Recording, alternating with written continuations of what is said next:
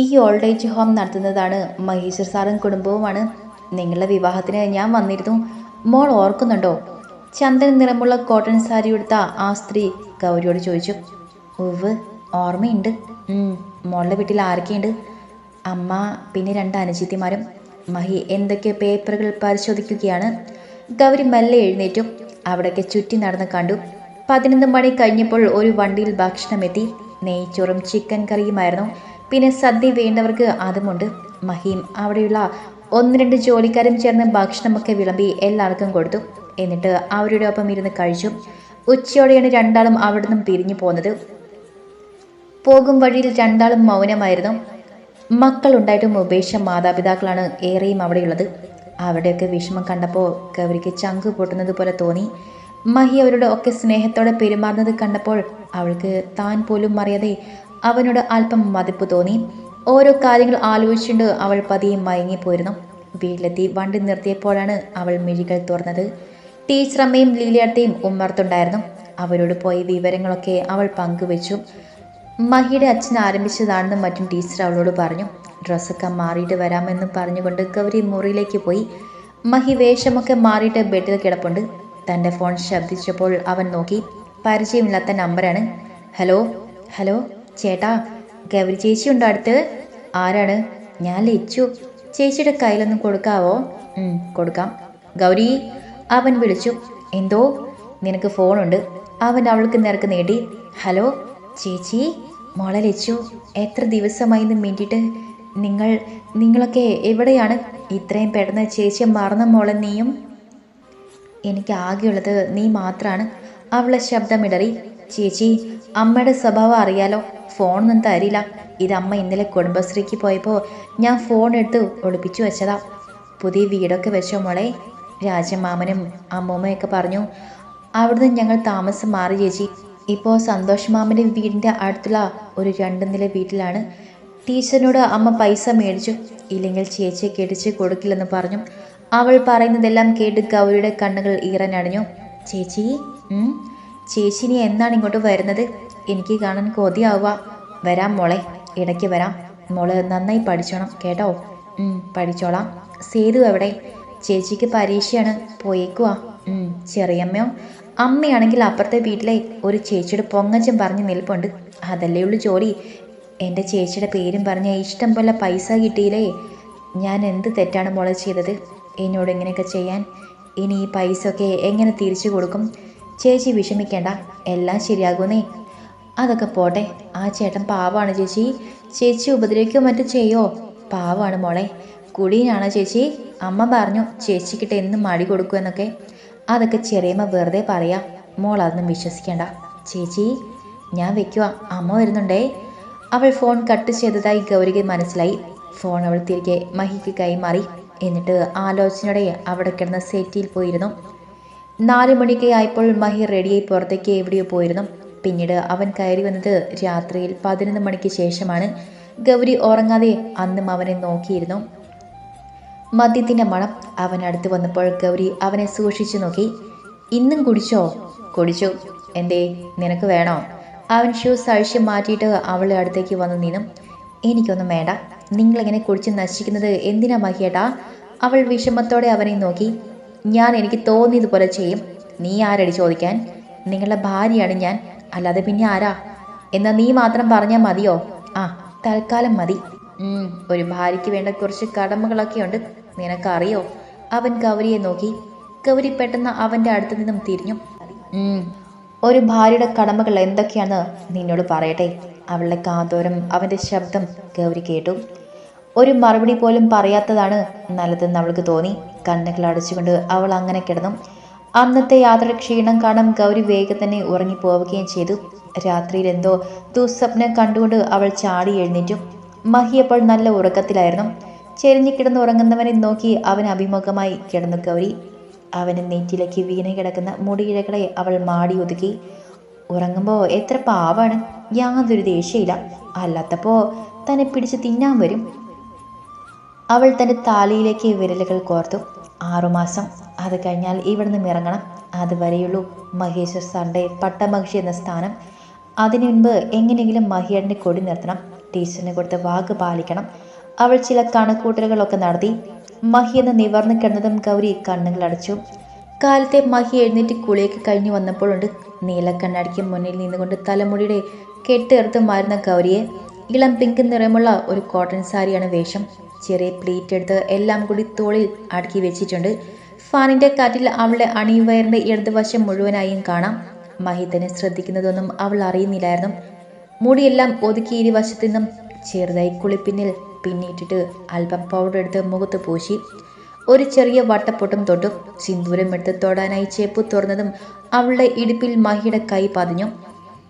നിന്നിട്ട് നിന്ന് പൊങ്ങി അവൾ തിരിഞ്ഞതും അവൻ്റെ നെഞ്ചിൽ തട്ടി നിന്നും.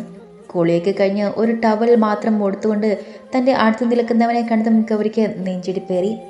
തോളിൽ അടുക്കി വെച്ചിരുന്ന സാരിയുടെ പ്ലേറ്റ് മാറിപ്പോയതും അവൾ വേഗം ഇരു കൈകളും തൻ്റെ മാറിലേക്ക് പൊതിഞ്ഞു. എന്നിട്ട് സാരി എടുത്ത് തോളിലേക്കിട്ടു. നീ എങ്ങോട്ടാ? ഫാഷൻ ഷോയ്ക്ക്? അവൻ്റെ ഗൗരവം നിറഞ്ഞ ശബ്ദം അവളുടെ കാതിലേക്ക് മുഴങ്ങി. അപ്പോഴും അവൻ്റെ കൈയുടെ ചൂട് അവളുടെ ഇടുപ്പിൽ അമർന്നിരുന്നു. അവളൊന്നും മിണ്ടാതെ നിന്നതും അവൻ്റെ കൈക്ക് ബലം കൂടി. മഹിയേട്ടാ, എനിക്ക് വേദനിക്കുന്നു. തൻ്റെ മുന്നിൽ നിന്നും പറയുന്നവളെ മഹി തുറച്ചു നോക്കി. നിന്നോട് ചോദിച്ചതിന് ഉത്തരം പറയടി പുലേ. ആരെ കാണിക്കാനാ നീ സാരി ചുറ്റി ഇറങ്ങുന്നത്? ഞാൻ ആരെയും കാണിക്കാനൊന്നുമല്ല, എനിക്ക് സ്കൂളിൽ പോവാൻ വേണ്ടിയാണ്. അവിടെ എന്താ നിന്റെ ചെറിയമ്മയുടെ 16 ഞാൻ ടീച്ചറാണ്, കുട്ടികളെ പഠിപ്പിക്കാൻ പോവാ. അപ്പോഴാണ് അവൻ അറിയുന്നത് അവൾ ടീച്ചറാണെന്ന്. എന്തു പഠിപ്പിക്കാനാ? നിന്റെ ശരീരശാസ്ത്രമാണോ? തോന്നിയാസം പറയരുതേ. ഞാനൊന്നും പറയുന്നില്ലെന്ന് കരുതി നിങ്ങൾ എന്തു പറയാനുള്ള അവകാശമാണെന്ന് ഓർക്കരുതേ. അവൾ അവൻ്റെ നേരെ വിരൽ ഉയർത്തിയതും അവൻ അതിൽ കയറി പിടിച്ചു. നിനക്ക് തോന്നിയാസം കാണിക്കാം, ഞാൻ പറഞ്ഞതാണ് കുഴപ്പം അല്ലടി. ഞാനെന്ത് കാണിച്ചു എന്നാണ് നിങ്ങൾ പറയുന്നത്? അവൻ അവളെ കണ്ണാടിയുടെ മുന്നിൽ കൊണ്ടുവന്ന് തിരിച്ചു നിർത്തി. ഇതെന്നടി? ഇടത് വശത്തെ അവളുടെ നഗ്നമായ വയറിലേക്ക് അവൻ വിരൽ ചൂണ്ടി. ഇത് ഞാൻ പിൻ ചെയ്യുമ്പോൾ ശരിയാകും. എൻ്റെ കയ്യിലിപ്പോൾ സേഫ്റ്റി പിന്നില്ലായിരുന്നു. താഴ്ചെന്ന് ലീലയടുത്തിയോട് ചോദിച്ചോളാം. അവനെ നോക്കി ഗൗരി ദേഷ്യത്തിൽ പറഞ്ഞു. അടങ്ങി ഒതുങ്ങി ജീവിച്ചോണം, അല്ലാതെ നിന്റെ കോപ്പിലെ ഷോ ഒന്നും ഇവിടെ വേണ്ട, കേട്ടല്ലോ? മഹി അവളെ നോക്കി കടുപ്പിച്ചു പറഞ്ഞു. ഞാൻ ഇത്രയും നാളും അടങ്ങി ഒതുങ്ങി തന്നെയാണ് ജീവിച്ചത്. പിന്നെ എൻ്റെ ഷോ അത് എൻ്റെ ഭർത്താവിൻ്റെ അടുത്താണ് കാണിച്ചത്, അല്ലാതെ നാട്ടുകാരുടെ മുന്നിലല്ല. നിങ്ങൾക്ക് കാണാനുള്ള അവകാശമുണ്ടെന്ന് തന്നെ അങ്ങ് കോട്ടിക്കോ. അല്ല പിന്നെ. അവളും വിട്ടുകൊടുക്കാൻ തയ്യാറല്ലായിരുന്നു. മഹി പെട്ടെന്ന് അവളെ തൻ്റെ കൈകളിലേക്ക് വാരിയെടുത്തു. ഗൗരി അവൻ്റെ കൈകളിൽ കിടന്ന് കുതറി. മഹിയേട്ടാ പ്ലീസ്, എന്താണ് ഈ കാണിക്കുന്നത്?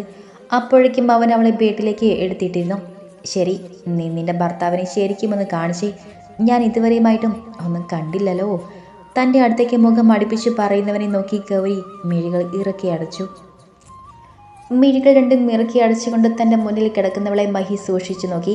എന്താടി കാണിക്കുന്നില്ലേ ഒന്നും? തൻ്റെ കാതോരം അവൻ്റെ ശബ്ദം കേട്ട് ഗൗരി ഒന്ന് പിടഞ്ഞു. ഡി മഹി വീണ്ടും വിളിച്ചപ്പോൾ ഗൗരി പാതി ചിമ്മിയും മിഴികൾ അല്പം തുറന്നു. നിന്റെ ഷോ കഴിഞ്ഞോ ഇത്രയും പെട്ടെന്ന്? അവൻ ഗൗരിയെ നോക്കി. ചുണ്ടു കുറിപ്പിച്ച് തന്നെ നോക്കുന്നവളെ മഹിയും അതേപോലെ നോക്കി. ഇങ്ങനെ വയറും കാണിച്ചുകൊണ്ട് നീ കുട്ടികളുടെ മുന്നിൽ പോയി നിന്ന് അവരെ വഴിതെറ്റിച്ചേക്കരുത് എന്നും പറഞ്ഞുകൊണ്ട് അവൻ അവളുടെ വയറിലൊന്ന് പിച്ചി. ഹാ അമ്മേ. ശരിക്കും വേദന കൊണ്ട് ഗൗരി ഉറക്കെ കരഞ്ഞുപോയി. ഇത് എന്നും ഓർമ്മയുണ്ടാവണം, കേട്ടല്ലോ എന്നും പറഞ്ഞുകൊണ്ട് അവൻ വെളിയിലേക്ക് ഇറങ്ങിപ്പോയി. എൻ്റെ അമ്മയെ ശരിക്കും വേദനയെടുത്തു. അവൾ കണ്ണടയുടെ മുന്നിൽ ചെന്ന് നിന്നു. ചെറുതായി രക്തം കിനിഞ്ഞു വരുന്നത് കണ്ട് അവൾക്ക് കണ്ണു നിറഞ്ഞു. സാരി മാറിയിട്ട് അവൾ ഒരു ചുരിദാർ എടുത്തിട്ടു. ബാഗും പുസ്തകവും ഒക്കെ ആയിട്ട് ഗൗരി ഇറങ്ങി വന്നപ്പോൾ മഹി ന്യൂസ് പേപ്പർ വായിക്കുകയാണ്. വേഷം മാറി വരുന്നവളെ അവൻ സൂക്ഷിച്ചു നോക്കി. മഹിയെ കണ്ടതും അവനിട്ട് ഒരെണ്ണം കൊടുക്കാനുള്ള ദേഷ്യമുണ്ടായിരുന്നു ഗൗരിക്ക്. പല്ല് കടിച്ചുകൊണ്ട് അവൾ അടുക്കളയിലേക്ക് പോയി. ലീലാട്ടി ദോശയും ചമ്മന്തിയും ഉണ്ടാക്കിയിട്ടുണ്ട്. ഗൗരി 2 എടുത്ത് മേശമേൽ വെച്ചു. എന്നിട്ട് ടീച്ചറിൻ്റെ അടുത്തേക്ക് പോയി. ടീച്ചറമ്മേ. എന്താ മോളെ? ഞാൻ മുതൽ സ്കൂളിൽ പോകുക. ഇപ്പോൾ ഒരാഴ്ച മേലെയായില്ലേ ലീവ് എടുക്കാൻ തുടങ്ങിയിട്ട്? ഇവിടെ നിന്നും 20 മിനിറ്റേ ഉള്ളൂ. മഹി അതിലൂടെയാണ് ഓഫീസിൽ പോകുന്നത്. അവൻ്റെ ഒപ്പം ഇറങ്ങിക്കോ. ശരി ടീച്ചറമ്മേ. എന്നാൽ മോള് പോയി കാപ്പിക്ക് കുടിക്ക്. ഉണക്കെ കാലായോ ആവോ എന്നും പറഞ്ഞുകൊണ്ട് അവരും ഗൗരിയോടൊപ്പം അടുക്കളയിലേക്ക് വന്നു. ഗൗരി വേഗം 2 ദോശ കഴിച്ചു. മഹി റെഡി ഇറങ്ങി വന്നപ്പോൾ അവളും ഉമ്മർത്തുണ്ട്. മോനെ, നീ പോകുമ്പോൾ ഗൗരി മോളെയും കൂടി ഒന്ന് നമ്മുടെ സ്കൂളിൻ്റെ പടിക്കിലിറക്കണേ. അലക്ഷ്യമായി ഒന്ന് മൂളിക്കൊണ്ട് അവൻ കാർ സ്റ്റാർട്ട് ചെയ്തു. ഗൗരി കാറിൽ കയറിയിട്ട് ലീലയടുത്തിയെ കൈവീശി കാണിച്ചു. നീ എന്താ സാരി മാറിയത്? പടിപ്പുര കടന്നതും മഹി അവളെ നോക്കി ചോദിച്ചു. ഗൗരി മറുപടിയൊന്നും പറയാതെ മുഖം പൊറിപ്പിച്ചിരുന്നു. ഡി നിന്റെ നാവ് ഇറങ്ങിപ്പോയോ? അവന് ദേഷ്യം വന്നു. നിങ്ങൾക്ക് അറിഞ്ഞൂടെ? കാരണം ഞാനെങ്ങനെ അറിയാനാ? എൻ്റെ വയറ്റിൽ നിങ്ങൾ പിച്ചത് എന്തിനാണ്? അവിടുന്ന് ബ്ലഡ് കൂടി വന്നു. അത് പറഞ്ഞപ്പോൾ ഗൗരിക്ക് സങ്കടം വന്നു. പിന്നെ ഒരു ബോട്ടിലെടുത്ത് പിടിച്ച് വെക്കാൻ മേലായിരുന്നോ നീ? മഹി അവളെ കളിയാക്കി. അതിൻ്റെ ആവശ്യമില്ല. നിങ്ങൾ നേരിട്ട് അങ്ങ് ചോര ഊറ്റി കുടിച്ചോളൂ. സന്തോഷമാവട്ടെ. എന്തൊക്കെയാണേലും നിന്റെ അഹങ്കാരത്തിന് ഒരു കുറവില്ല അല്ലേ? എങ്ങനെ അഹങ്കരിക്കാതിരിക്കും? അത്രയ്ക്ക് വലിയ പദവിയിലേക്ക് ഇട്ടിരിക്കുന്നത് ദ ഗ്രേറ്റ് ദേവ് മഹേശ്വരൻ്റെ ഭാര്യ. അത് കേട്ട് മഹിക്ക് കലി കയറി. 6 മാസം, അതിൽ നിന്നും ഒറ്റ ദിവസം നിന്നെ എൻ്റെ വീട്ടിൽ കണ്ടുപോയിക്കരുത്. പറഞ്ഞത് മനസ്സിലായോടി? അവൻ ഗൗരി നോക്കി ദേഷ്യത്തിൽ പറഞ്ഞു. എനിക്ക് സൗകര്യമില്ലെങ്കിലോ പോകാൻ? തന്നോട് കൂസാതെ പറയുന്നവളെ കാണുന്തോറും അവന് ദേഷ്യം കൂടിക്കൂടി വന്നു. നിങ്ങൾ പോകാൻ പറയുമ്പോൾ പോകാനും നിൽക്കാൻ പറയുമ്പോൾ നിൽക്കാനും എനിക്ക് മനസ്സില്ല. എൻ്റെ അവസാന ശ്വാസം വരെയും ഞാൻ നിങ്ങളുടെ കൂടെ കാണും. ഗൗരി, മിണ്ടാതിരിക്കുന്നുണ്ടോ നീ? ഞാൻ മിണ്ടും. ഇനിയും നിങ്ങൾ കൊണ്ടുപോയി കേസ് കൊടുക്കും. അല്ല പിന്നെ. അവനെ വാശി കയറ്റാനെ ഗൗരി പിന്നെയും പറഞ്ഞുകൊണ്ടേയിരുന്നു. സ്കൂളിൻ്റെ ഗേറ്റ് കഴിഞ്ഞ് വണ്ടി പോയതും അവൾ അന്താളിച്ചുകൊണ്ട് അവനെ നോക്കി. അയ്യോ, വണ്ടി നിർത്ത്, സ്കൂൾ കഴിഞ്ഞു പോയല്ലോ. പുറത്തേക്ക് നോക്കി പറയുന്നവളെ മഹി സൂക്ഷിച്ചു നോക്കി. മഹിയുടെ വണ്ടി നിർത്ത്. സൗകര്യമില്ല. നീ എന്നാ ചെയ്യും? ഷോ, ഇത് എന്താണ് ഈ പറയുന്നത്? വണ്ടി നിർത്തുന്നുണ്ടോ നിങ്ങൾ? ആദ്യം നിന്റെ അഹങ്കാരം കുറയ്ക്ക്, എന്നിട്ട് ഇനി പഠിപ്പിക്കാൻ പോയാൽ മതി. അവൻ്റെ വണ്ടി നേരെ ചെന്നിരുന്നത് ഓഫീസിൻ്റെ മുന്നിലായിരുന്നു. മഹിയുടെ പിന്നാലെ ഗൗരിയും കാറിൽ നിന്നിറങ്ങി. രണ്ടാളും കൂടി ഒരുമിച്ച് വരുന്നത് കണ്ടതും ഓഫീസിലെ കുറച്ച് സ്റ്റാഫൊക്കെ എഴുന്നേറ്റ് അവരുടെ അടുത്തേക്ക് വന്നു. വളരെ മോഡേണായ രീതിയിൽ ഡ്രസ്സൊക്കെ ധരിച്ച പെൺകുട്ടികളെ കണ്ടപ്പോൾ ഗൗരിയുടെ നെറ്റി ചുളിഞ്ഞു. ഇതെന്താ, ഇവിടെ ഫാഷൻ ഷോ വല്ലതും ഉണ്ടോ? അവൾ പിറുപിറുത്തു. നീ എന്തെങ്കിലും പറഞ്ഞോ? അവൻ ചോദിച്ചു. നല്ല സൗകര്യമാണല്ലോ. ഇവിടെ ഇന്ന് പറയുകയായിരുന്നു. എന്താ? അല്ല, എല്ലാം കൊണ്ടും കണ്ണിന് അസുഖം പകരുന്ന കാഴ്ചകളാണല്ലോ ഇവിടെ. അതെ, അതിന് നിനക്കെന്താ? നീ നിന്റെ ജോലി ചെയ്താൽ മതി. എൻ്റെ ജോലി ടീച്ചിങ് ആണ്. എന്നെ അവിടെ കൊണ്ടുപോയി വിട്. ഇല്ലെങ്കിലോ? ഞാൻ ടീച്ചറമ്മയോട് പറഞ്ഞു കൊടുത്തോളാം. വേഗം പറയടി. അവൻ ഫോൺ നീട്ടി. അപ്പോഴേക്കും സ്റ്റാഫ് എല്ലാവരും ഗൗരിയെ പരിചയപ്പെടാൻ എത്തിയിരുന്നു. അവൾക്കാണെങ്കിൽ ആകെ ഒരു ബുദ്ധിമുട്ടായിരുന്നു. മഹിക്കത് മനസ്സിലാവുകയും ചെയ്തു. പിന്നീട് എല്ലാവരും ജോലിയിൽ മുഴുകി. മഹിയാണെങ്കിൽ ഓരോരോ ക്ലയൻറ്റിനെ ഫോണിൽ വിളിക്കുകയും സംസാരിക്കുകയും ഒക്കെ ചെയ്തുകൊണ്ട് നടന്നു. ഗൗരി വെറുതെ ബോറടിച്ചുകൊണ്ട് അവിടെ തന്നെ ഇരുന്നു. ഉച്ചയായപ്പോൾ അവൾ അവനോട് തന്നെ വീട്ടിൽ കൊണ്ടുപോയി വിടുമോ എന്ന് ചോദിച്ചുവെങ്കിലും അവൻ സമ്മതിച്ചില്ല. വൈകുന്നേരം ഇവിടെ ചെറിയൊരു പാർട്ടി ഉണ്ടെന്ന് പറഞ്ഞ് അവൻ തന്നെ ജോലികൾ തുടർന്നു. ചെറിയൊരു കേക്ക് കട്ടിംഗ് പ്രോഗ്രാമായിരുന്നു ഓഫീസിലുണ്ടായിരുന്നത്. വീട്ടിൽ നിന്നും ഫുഡൊക്കെ എത്തിച്ചിരുന്നു. എല്ലാം കഴിഞ്ഞ് തിരികെ വീട്ടിലെത്തിയപ്പോൾ 9 മണി കഴിഞ്ഞിരുന്നു. ടീച്ചറും ലീലയെടുത്തിയും അത്താഴമൊക്കെ കഴിഞ്ഞ് ടി വിയിൽ സീരിയൽ കാണുകയാണ്. വരെ ലേറ്റ് ആകുമെന്ന് മഹി അമ്മയെ വിളിച്ച് പറഞ്ഞിരുന്നു. ഭക്ഷണമൊക്കെ പുറത്തുനിന്നും കഴിച്ചിട്ടാണ് വന്നത്. രണ്ടാളും നേരെ മുറിയിലേക്ക് പോയി. ഗൗരിയാണെങ്കിൽ കുത്തി വിറിപ്പിച്ച മുഖമായിട്ട് മഹിയെ ദേഷ്യത്തിൽ നോക്കിയിരുന്നു. എന്താടി, കുറേ നേരം ആയല്ലോ. എന്തെങ്കിലും പറയാനുണ്ടെങ്കിൽ വാ തുറന്ന് പറഞ്ഞോണം. കാര്യം മനസ്സിലായെങ്കിലും മഹി ഗൗരിയെ നോക്കി പറഞ്ഞു. ആ സാന്ദ്ര ജോൺ എന്ന് പറയുന്ന പെണ്ണ് എന്താ നിങ്ങളോട് ഇത്രയും ഇളക്കം? ഏത് സമയം നിങ്ങളുടെ പിന്നാലെ ഉണ്ടല്ലോ. അതിന് നിനക്കെന്താ? എൻ്റെ സ്റ്റാഫാണവർ. എന്നോട് പല രീതിയിൽ ഇടപഴകും. അതിന് നിനക്കെന്തെങ്കിലും പ്രോബ്ലം ഉണ്ടോ? ഉണ്ട്. എനിക്കത് ഇഷ്ടമല്ല. അത് പറയും നീ ആരടി? നിനക്ക് എന്തധികാരമാണുള്ളത്? നിങ്ങളുടെ ഭാര്യയാണ് ഞാൻ. 6 മാസമാണെങ്കിൽ പോലും ഈ തലയിൽ നിങ്ങൾ കെട്ടിത്തന്നപ്പോൾ മുതൽ ഞാൻ നിങ്ങളുടെ ഭാര്യയാണ്. ആ അധികാരമുണ്ടെന്ന് വെച്ചോ.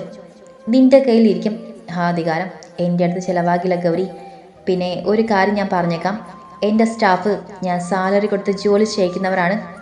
അവർ എന്നോട് എങ്ങനെയാണ് ഞാൻ തിരിച്ചും അങ്ങനെയാണ്. ഇതൊന്നും നിന്നെ ബാധിക്കില്ല. നീ എൻ്റെ ഭാര്യയാണെന്ന് പറഞ്ഞ് കൊട്ടിഘോഷിച്ച് നടന്നു. എനിക്കതൊന്നും ഒരു പ്രശ്നമേയല്ല. എൻ്റെ മനസ്സിൽ പോലും നീയില്ല. എനിക്കിഷ്ടവുമല്ല. തന്നെ നോക്കി അത്രമേൽ വെറുപ്പോടെ പറയുന്നവനെ നോക്കി ഗൗരി തറഞ്ഞു നിന്നു.